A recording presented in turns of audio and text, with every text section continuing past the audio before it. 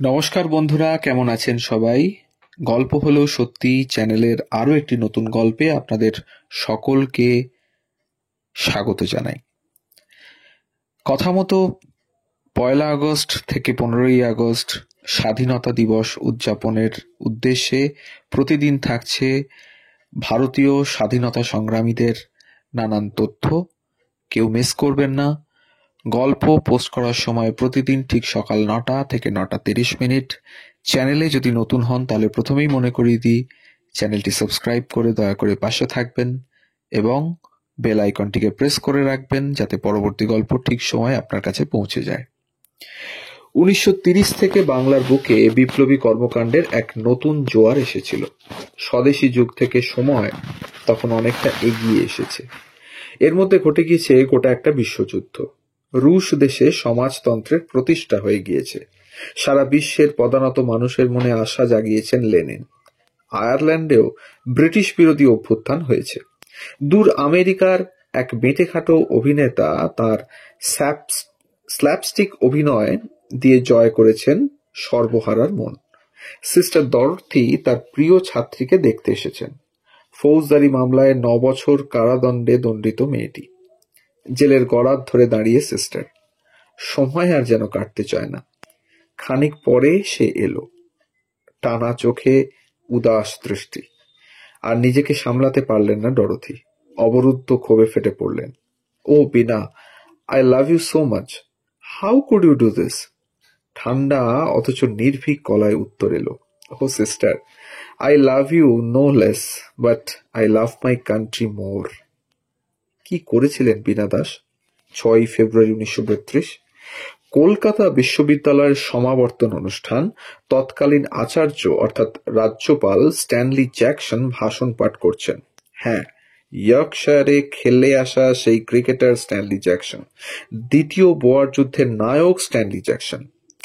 British বিরোধী লড়াই চলছে ভারত জুড়ে, যার ফলস্বরূপ ১ মাস আগেই গ্রেপ্তার হয়েছেন গান্ধীজি এবং সর্দার প্যাটেল।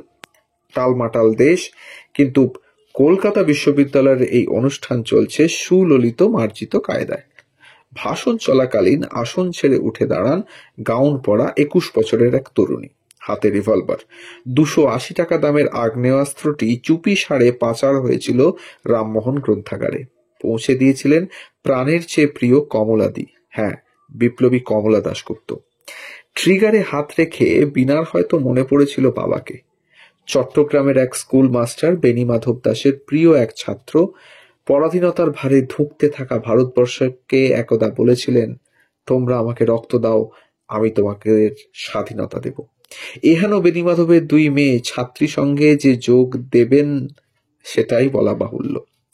বাবার কাছেই বীণা পেয়েছিলেন সংগ্রামের মন্ত্র, শিখেছিলেন শাসকের সামনে মাথা না নোয়াতে। তুম তুম তুম তুম তুম, পরপর ৫ বার গর্জে উঠল পিস্তল। ভিড়ের মাঝে একটুর জন্য লক্ষ্যভ্রষ্ট হলেন বীণা। সাইড স্টেপ করে সরে যাচ্ছেন জ্যাকসন সাহেব। সমাবর্তন গৃহে কোলাহল, চেঁচামেচি। জনতা ঝাঁপিয়ে পড়ল বীণার উপর। লহমায় হাতছাড়া হলো পিস্তল। পুলিশের হাতে ধরা দিলেন অকুতোভয় তরুণী।